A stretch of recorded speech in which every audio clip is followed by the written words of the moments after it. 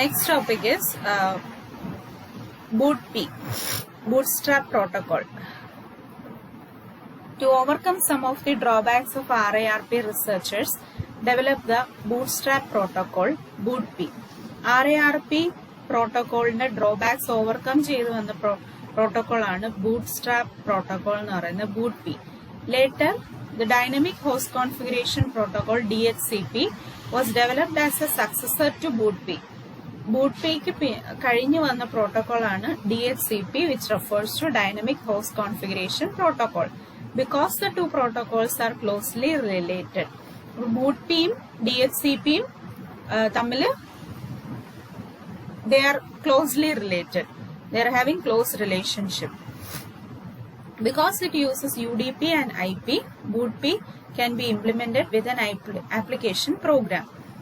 BOOTP, UDP, IP use ചെയ്യുന്നുണ്ട്. User Datagram Protocolum, Internet Protocolum use ചെയ്യുന്നത് കാരണം നമുക്ക് BOOTP application programിലൊക്കെ easy ആയിട്ട് implement ചെയ്യാൻ പറ്റും.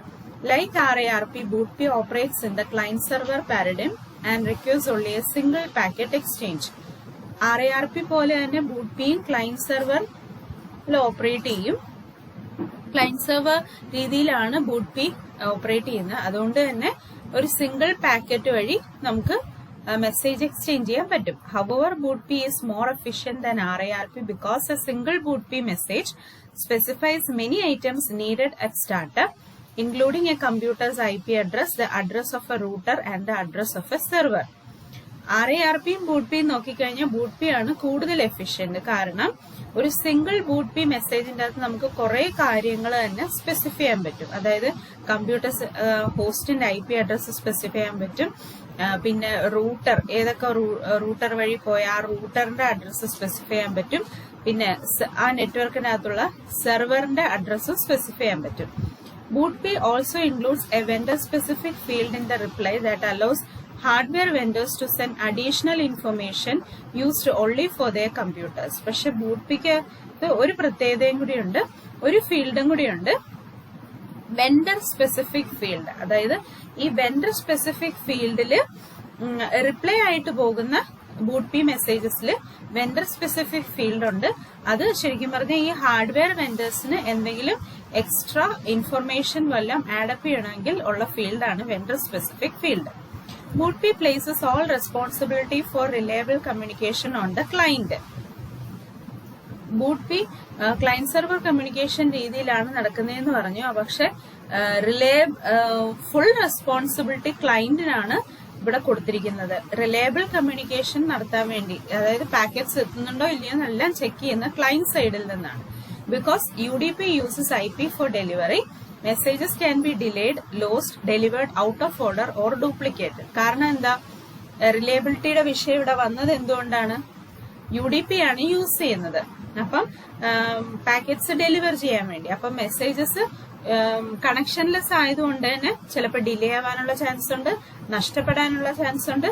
ചിലപ്പോൾ ഔട്ട് ഓഫ് ഓർഡർ ആയിട്ടായിരിക്കും എത്തുന്നത്, ചിലപ്പോൾ ഡ്യൂപ്ലിക്കേറ്റ് മെസ്സേജസ് വരെ എത്താം. Furthermore, because IP does not provide a checksum for data, the UDP datagram could arrive with some bits corrupted.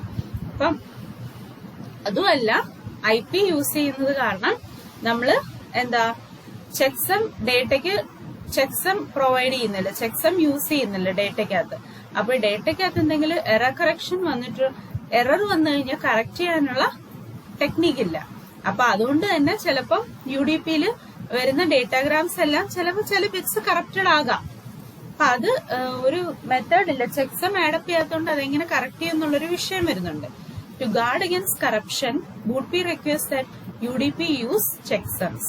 അപ്പൊ ഈ കറപ്ഷൻ അല്ലെങ്കിൽ ചില ബിറ്റ്സ് കറപ്റ്റഡ് ആയി പോയി കഴിഞ്ഞാല് എന്ത് ചെയ്യുമെന്ന് വെച്ച് കഴിഞ്ഞാൽ BOOTP അതിനുവേണ്ടി UDPയോട് ഇൻഫോഴ്സ് ചെയ്യുന്നുണ്ട്. UDP ഡേറ്റാഗ്രാംസ് പോകുമ്പോൾ അതിന്റെ അകത്ത് ചെക്സംസ് ആഡപ്പ് ചെയ്ത് പോകാൻ. It also specifies that requests and replies should be sent with the do not fragment bit set to accommodate clients that have too little memory to reassemble datagrams. അതായത് ഈ request reply എല്ലാം പോകുമ്പോൾ BOOTP demand ചെയ്യുന്നുണ്ട് fragment bit എന്ന് പറഞ്ഞ field ഉണ്ട്. ആ fragment bit set ചെയ്യാതെ ഫ്രാഗ്മെന്റ് ബിറ്റ് സെറ്റ് ചെയ്യാതെ പോകണം. കാരണം ക്ലയൻസിന് അങ്ങ് എത്തുമ്പോഴത്തേനും ചിലപ്പോൾ മെമ്മറി സ്പേസ് കുറവായിരിക്കും. അപ്പൊ കുറെ ഡേറ്റാഗ്രാംസ് വന്നു കഴിഞ്ഞാൽ അതിനെ റീഅസംബിൾ ചെയ്യാൻ ബുദ്ധിമുട്ടായിരിക്കും. BOOTP is also constructed to allow multiple replies. It accepts and processes the first. BOOTP-ക്കകത്തും നമ്മൾ RARP-ക്കകത്ത് കണ്ടതുപോലെ തന്നെ BOOTP-ക്കകത്തും മൾട്ടിപ്പിൾ റിപ്ലൈസ് സെർവേഴ്സിൽ നിന്ന് വരാം. പക്ഷെ BOOTP-ക്കകത്ത് ഹോസ്റ്റ് ഒരെണ്ണം മാത്രം ആദ്യം കിട്ടുന്നത് മാത്രമേ അക്സെപ്റ്റ് ചെയ്ത് പ്രോസസ് ചെയ്യത്തുള്ളൂ. പക്ഷെ RARP-ക്കകത്ത് എല്ലാ റിക്വസ്റ്റുകളും ഹോസ്റ്റ് റിസീവ് ചെയ്ത് പ്രോസസ് ചെയ്യും. നമ്മൾ കണ്ടതാണ് നേരത്തെ. To handle datagram loss, BOOTP uses a conventional technique of timeout and retransmission. അപ്പം ഡേറ്റാഗ്രാം നഷ്ടപ്പെടുന്നത് ഓവർകം ചെയ്യാൻ വേണ്ടി BOOTP യൂസ് ചെയ്യുന്ന ടെക്നിക്സ് എന്ന് പറയുന്ന ടൈം ഔട്ടും റീട്രാൻസ്മിഷനും ആണ്. എങ്ങനെയാന്ന് നോക്കാം. When the client transmits a request, it starts the timer. ഒരു ക്ലയന്റ് ഒരു റിക്വസ്റ്റ് അയച്ചു കഴിയുമ്പോൾ ആ ക്ലയന്റ് സൈഡിൽ നിന്നൊരു ടൈമർ സ്റ്റാർട്ട് ചെയ്യും. If no reply arrives before the timer expires, the client must retransmit the request. ആ ടൈമറിന്റെ ടൈം എക്സ്പയർ ആകുന്നതിന് മുൻപേ തന്നെ റിപ്ലൈ എത്തിയില്ല എന്നുണ്ടെങ്കിൽ വീണ്ടും ക്ലയന്റ് എന്ത് ചെയ്യും, റിക്വസ്റ്റ് റീട്രാൻസ്മിറ്റ് ചെയ്യും. അതായത് ടൈമർ എക്സ്പയർ ആവുന്നതിന് മുമ്പ് റിപ്ലൈ വന്നില്ല എന്നുള്ളതിന്റെ അർത്ഥം എന്താ, അയച്ച റിക്വസ്റ്റ് നഷ്ടപ്പെട്ടു. അപ്പൊ വീണ്ടും ക്ലയന്റ് സെയിം റിക്വസ്റ്റ് റീട്രാൻസ്മിറ്റ് ചെയ്യും. Of course, after a power failure, all machines on a network will reboot simultaneously, possibly overrunning the BOOTP servers with request. പക്ഷെ നമുക്കറിയാം ഒരു നെറ്റ്വർക്കിന്റെ അകത്തൊരു പവർ ഫെയിലിയർ വന്നു കഴിഞ്ഞാൽ എല്ലാ മെഷീൻസും വീണ്ടും റീബൂട്ട് ചെയ്യും.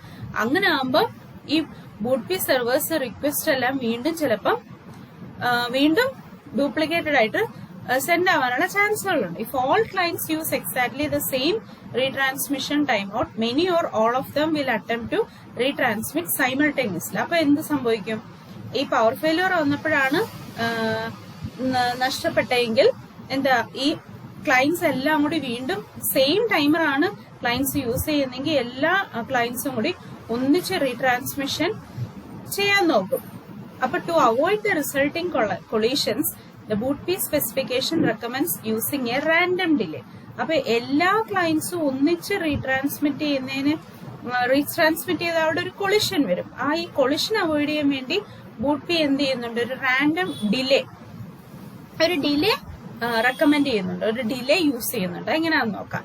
In addition, the specification recommends starting with a random timeout value between 0 and 4 seconds and doubling the timer after each retransmission. Per random timeout value അവിടെ സെറ്റ് ചെയ്യുന്നുണ്ട്. 0യും 4 സെക്കൻഡ്സിനും ഇടയ്ക്ക് റാൻഡം ടൈമൗട്ട് വാല്യൂ സെറ്റ് ചെയ്തിട്ടായിരിക്കും പിന്നെ ഈ process start ചെയ്യുന്നത്. പിന്നെ ഓരോ retransmission കഴിയുമ്പോഴും ടൈമറിന്റെ value double ചെയ്യും. അപ്പൊ എന്ത് സംഭവിക്കും, after the timer reaches a large value 60 seconds, the client does not increase the timer but continues to use randomization. അപ്പൊ ഈ ടൈം ഓരോ റീട്രാൻസ്മിഷൻ കഴിയുമ്പോഴും ടൈമർ ഇങ്ങനെ ഡബിൾ ചെയ്യാൻ തുടങ്ങിക്കഴിഞ്ഞാൽ ഒരു ലാർജ് വാല്യൂ ആയ 60 സെക്കൻഡ്സ് ഒക്കെ എത്തിക്കഴിയുമ്പോഴത്തേനും പിന്നെ ക്ലയന്റ് ഒരിക്കലും ടൈമറിനെ ഇൻക്രീസ് ചെയ്യത്തില്ല, ഡബിൾ ചെയ്യത്തില്ല. പകരം randomization, random timeout value use ചെയ്യും.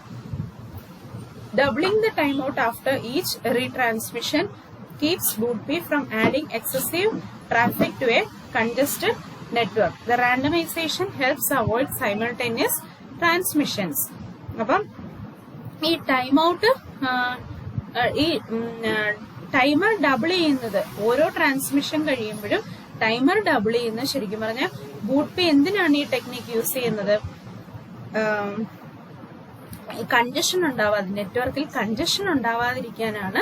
അതായത് എല്ലാവരും കൂടി ഒന്നിച്ച് ഒരേ ടൈമർ യൂസ് ചെയ്ത് കഴിഞ്ഞാൽ എല്ലാവരും റീട്രാൻസ്മിറ്റ് ചെയ്യാൻ ട്രൈ ചെയ്യും. അപ്പൊ ഓരോ റീട്രാൻസ്മിഷൻ കഴിയുമ്പോഴും ടൈമർ ഡബിൾ ചെയ്ത് കഴിയുമ്പോൾ പിന്നെ എല്ലാവരും കൂടി ഒരേ ടൈമിൽ റീട്രാൻസ്മിഷൻ നടത്തത്തില്ല. അപ്പൊ ആ കൊളിഷൻ അവോയ്ഡ് ചെയ്യാം, കൺജഷൻ അവോയ്ഡ് ചെയ്യാം നെറ്റ്വർക്കിൽ.